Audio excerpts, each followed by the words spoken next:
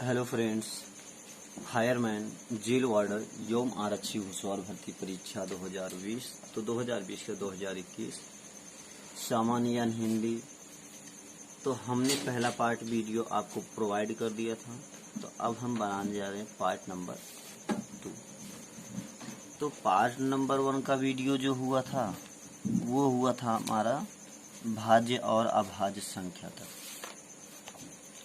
तो अब हम सबसे पहले देख लेते हैं परिमेय तथा अपरिमेय संख्या।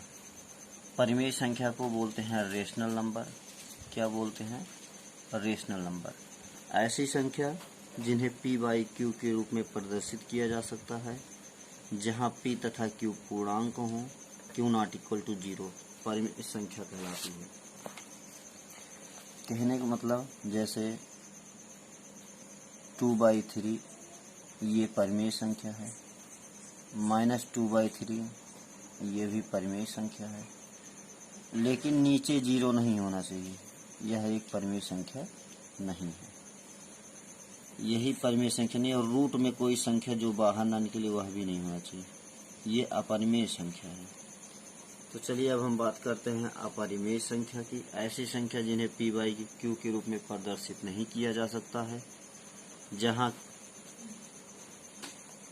p नॉट इक्वल टू 0 होना चाहिए, मतलब ऊपर वाला 0 नहीं होना चाहिए। अब देखिए, सबसे पहले हमें जानते हैं अपरिमेय संख्या की सबसे बढ़िया पहचान।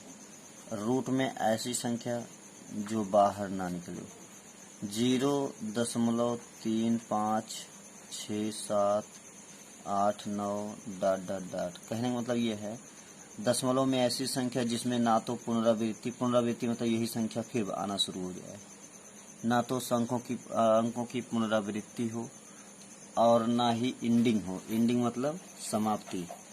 और पाई से रिलेटेड कुछ भी हो, जैसे 1 पाई, 2 पाई, पाई -3, तो ये सब हमेशा अपरिमेय संख्या होती है। क्या होती हैं? अपरिमेय संख्या। तो हम इसी अपरिमेय संख्या और परिमेय संख्या के बारे में और जानकारी ले लेते हैं। वो जानकारी ये है, जैसे कोई पूछ ले 2 - √3 क्या है, परिमेय या अपरिमेय? तो याद रखिएगा, ये परिमेय है और ये अपरिमेय है। किसी परिमेय तथा अपरिमेय का अंतर हमेशा क्या होता है? अपरिमेय होता है। अपरिमेय होता है। ये हो गया। अब इसी टाइप में 2 + √3 दे दिया जाए, ये भी क्या है? हमारा अपरिमेय है। ठीक, तो ये सब अपरिमेय संख्याएं होती हैं।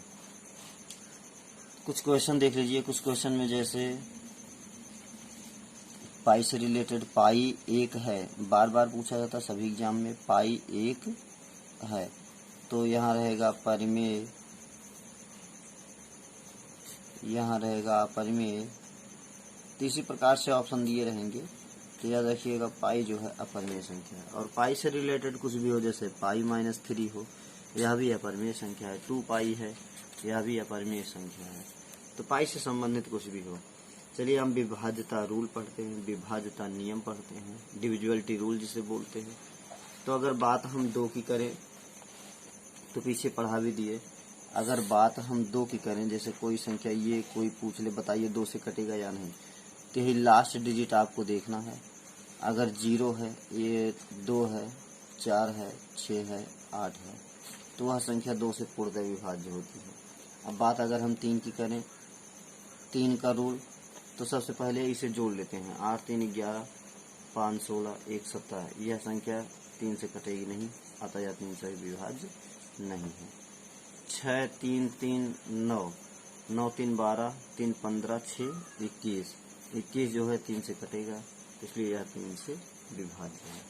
4 की बात करें तो 4, जैसे 4 3 2 1 या 6, तो लास्ट के 2 डिजिट आपको लेना है और उसमें 4 से भाग कर दीजिए, तो 4 चौके 16। तो जब ये संख्या 4 से डिविजिबल है, तो इसलिए यह पूरी संख्या 4 से कटेगी। अब बात करते हैं 5 की। यदि इकाई का अंक, यदि इकाई का अंक 0 तथा 5 हो, 0 तथा कहीं 0 या 5 हो, जैसे 5 6 503 15। अब कोई पूछे बताइए यह संख्या 5 से कटेगा कि नहीं, तो सबसे पहले हम लास्ट डिजिट देखते हैं क्या है, 5 है तो कटेगा 5 से, मतलब 5 से भाग देंगे तो कट जाएगा। 36000, लास्ट का एक ही डिजिट देखना है 0, तो 0 कट रहा है 500, इसलिए यह पूरी संख्या 5 से विभाज्य होगी। अब हम बात करते हैं 6 के रूल की। तो जो संख्या 2 और 3 दोनों से कटे, 2 और 3 दोनों से कटे वो 6 से विभाज्य होगी। जैसे 3 5 1 2 4। अगर बात करें हम 2 से, पहले 2 से चेक कीजिए, यहाँ 2 लिखिए, यहाँ पे लिखिए, तो 2 से कट रहा है। 3 से देख लीजिए कटेगा कि नहीं, तो 3 से रूल क्या बताएं, जोड़ लीजिए, 5 3 8 1 9 2 11 4 15, तो 3 से भी कट रहा है। तो जब 2 और 3 दोनों से कटा, 6 से भी कटेगा। यदि किसी एक भी संख्या से नहीं कटी तो वह नहीं कटेगी। कहने मतलब मान लीजिए 2 से कट रहा, 3 से नहीं कटा तो 6 से नहीं कटेगा, या 3 से कट रहा 2 से नहीं कट रहा तो 6 से नहीं कटेगा। अब 7 का रूल है। जैसे हम कोई संख्या लेते हैं 343, तो ये 34 ले लेंगे और माइनस ये लास्ट का जो डिजिट होता है उसमें 2 से गुणा करा देंगे और ये हो जाएगा 34 माइनस 3 दूना 6, तो आ जाएगा 28। यह 3 से विभाज्य है। तो इसी प्रकार से टॉपिक जैसे 5 4 3 2 6, कोई पूछा बताइए ये 7 से विभाज्य है या नहीं, तो इसका जो रूल है 5 4 3 2 लिख लेना, माइनस 6 गुणे 2 लिख लेना, तो 5 4 3 2 माइनस 12 हो जाएगा, 0 2 4 5। अब भी तो 7 से फिर 542 ले लीजिए, माइनस 0 गुणा 7 कर दीजिए, 542 माइनस 0 तो आ जाएगा 542। फिर वही टॉपिक करते रहिए जब तक कम ना हो जाए। अब 542 नहीं 54 ले लीजिए और माइनस 2 गुणे 2 कर दीजिए, तो हो जाएगा कितना, हो जाएगा 54 माइनस 4 बराबर 50। तो 7 पहाड़ में 50 नहीं आता, इसलिए ये 7 से डिविजिबल नहीं है। इसी प्रकार से हम ऐसे सॉल्व करते जाते हैं जब तक बिल्कुल सरल नहीं हो जाता। अब बात करते हैं हम 8 की। 6 3 5 8 2 4 8 8। यह संख्या 8 से विभाज्य है या नहीं, मतलब 8 के पहाड़े में आएगा या 8 से कटेगा या नहीं, तो लास्ट के 3 डिजिट आपको लेने हैं और इसी में आप 8 से डिवाइड कर दीजिए। तो इसे भी पता चल रहा 8 6 के 48, 8 1 कम 8 कट गया, इसलिए यह संख्या 8 से विभाज्य है। जैसे अगर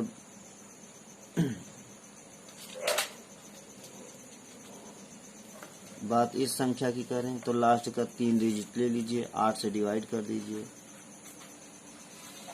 8 1 कम 8, 4 बच रहा 1 हुआ, 8 3 24, 8 4 32, 8 5 40, 1 आ गया, कटा नहीं, इसलिए यह 8 से विभाज्य नहीं है। अब बात हम 9 की करें। 9 की बात करें तो ऐसी संख्या जिनका योग 9 से कट जाए पूरी तरह, जैसे 3 5 6 7 8। अब देखिए 8 7 15 6 21, 5 26 3 29, ये जो है 9 से कटेगा नहीं, इसलिए विभाज्य नहीं है। 3 6 3 6 9, ये देखिए 9 6 15 3 18 6 24 3 27, ये संख्या 9 से विभाज्य है, 9 से कट जाएगी। अब बात हम करते हैं 10 की। तो यदि इकाई का अंक 0 हो तो वह संख्या 10 से विभाज्य होती है। जैसे 5 4 3 2 0 लिखा है, इकाई का अंक कितना है, तो 0 है, इसलिए यह 10 से विभाज्य है। अब हम डिविजिबिलिटी रूल 11 का पढ़ते हैं। 11 का रूल क्या है, जैसे मान लीजिए 3 5 6 7 8 दिया गया, तो लास्ट से उठाइए एक एक डिजिट छोड़ के, तो 8 जोड़ देना, 6 जोड़ देना, 3 जोड़ देना, 8 6 14 3 17, और जो बचा है उसे जोड़ दो, 7 5 12, ज़्यादा में से कम को घटा दो, 5 आया, 5 विभाज्य नहीं, इसलिए नहीं है। लास्ट से उठाइए, इसको जोड़ेंगे, इसको 3 1 4 और इसको जोड़ेंगे, 4 4 हो गया, माइनस घटा दिए 4, 0 आ गया, तो यह 11 से विभाज्य है।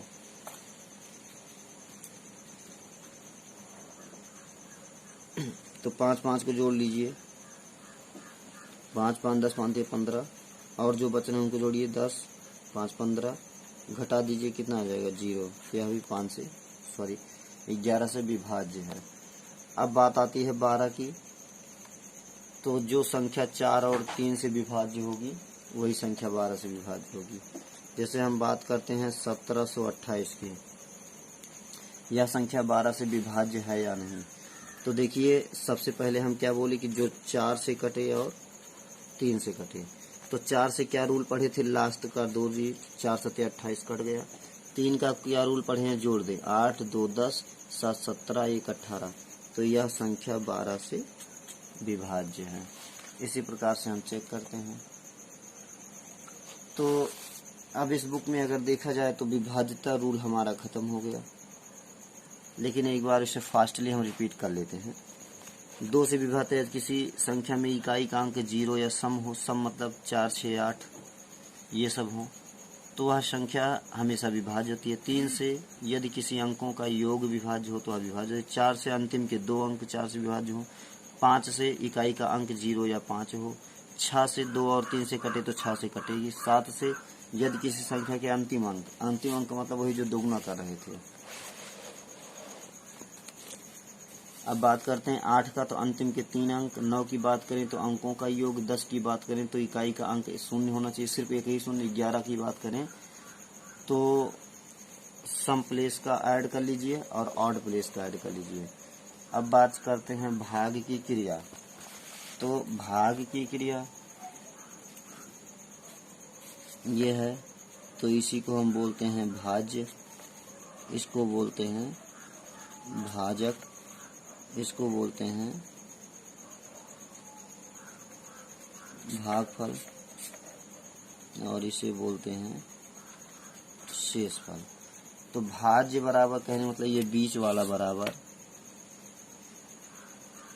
भाज्य बराबर भाजक गुणे भागफल प्लस शेषफल, यही होता है भाज्य बराबर भाजक गुणे भागफल प्लस शेषफल। अब जैसे बात अगर करें तो कक्षा 10 की क्लास में, तो इसे ए बोल देते हैं, इसे बी बोल देते हैं, इसे क्यू बोल देते हैं, इसे आर बोल देते हैं। वही फार्मूला बन जाता है ए बराबर B Q plus R, A बराबर B Q plus R. Short में आप इसे भी याद कर सकते हैं, लेकिन याद रखिएगा ए कहाँ होता है, बी कहाँ होता है, क्यू कहाँ होता है। क्यू से कोशेंट हो गया, बी हो गया और आर हो गया। ए बराबर B Q plus R remainder, ठीक है। तो ये सब उसी से उद्धृत हैं। भिन्न किसे कहते हैं, जिसे हम पी बाई क्यू के रूप में लिख सकें, पी बाई क्यू के रूप में व्यक्त कर सकें। अब भिन्नों के प्रकार में जैसे पहले आता है उचित भिन्न, और जिसे बोलते हैं प्रॉपर फ्रैक्शन। उचित और अनुचित, यही दो हम देखते हैं, उचित भिन्न और अनुचित भिन्न। उचित भिन्न और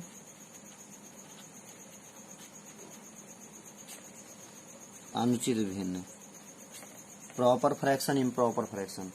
प्रॉपर फ्रैक्शन जिसका अंश छोटा हो हर से, ऊपर वाले को अंश बोलते हैं, नीचे वाले को हर बोलते हैं, तो अंश हमारा छोटा है हर से, तो उसे हम बोलते हैं उचित भिन्न। और जिसका ऊपर वाला बड़ा हो नीचे से, तो वो बोलते हैं अनुचित भिन्न। अब बात करते हैं मिश्रित भिन्न। कभी कभी कहता है हम मिश्रित भिन्न बदलिए, तो 3 सही 1/2, मतलब एक पूर्णांक हो और एक उचित भिन्न हो, तो उसी को हम बोलते हैं मिश्रित भिन्न। तो उचित और प्लस पूर्ण, यहाँ लिखिए पूर्ण प्लस उचित, इसी को हम बोलते हैं मिश्रित भिन्न। क्या बोलते हैं, मिश्रित भिन्न। अब बात करें हम दशमलव भिन्न की, ठीक है ना। दशमलव वह भिन्न जिसका हर 10 या 10 की किसी घात के रूप में उसे दशमलव भिन्न कहते हैं। अब इसका मतलब अभी आप नहीं समझे होंगे। जैसे 2.3 है, तो इसे हम क्या लिखते हैं, 23/10। क्या लिख सकते हैं, 23/10, क्योंकि दशमलव बाद एक अंक है तो ये 10 हो जाएगा। ये दशमलव हटाने से बढ़िया रूल है, जिससे दशमलव का ऐड वेड नहीं आता, वो ऐसा कर सकते हैं।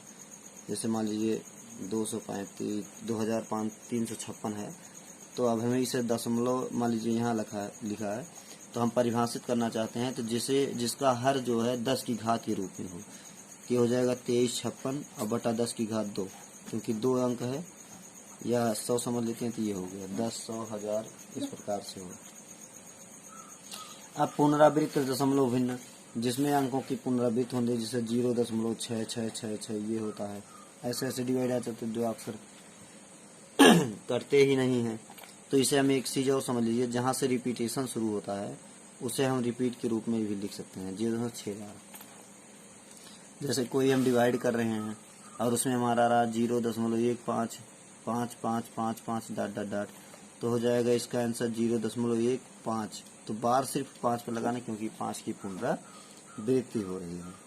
तो इसका अगला पार्ट का वीडियो हम आपको प्रोवाइड करेंगे। वीडियो अच्छी लगी हो तो लाइक, सब्सक्राइब और कमेंट जरूर करें।